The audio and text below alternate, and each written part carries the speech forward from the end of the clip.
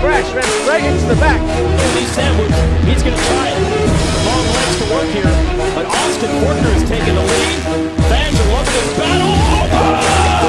And Forkner down. Man, unbelievable.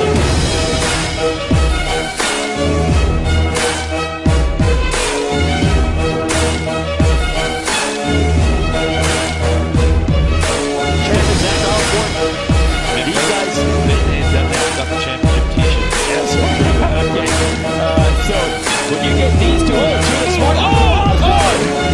that is a rare crash. We have not seen this from Osborne in quite some time, and he is in a hurry, trying to get that bike off the fence. Is the bike okay? I think the team's actually running solid.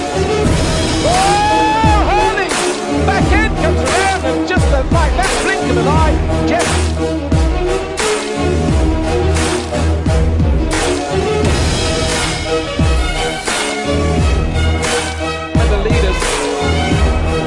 It's all going to involve the final podium as well. Because Sal!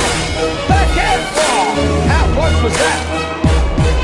Sal definitely not going to be on the podium.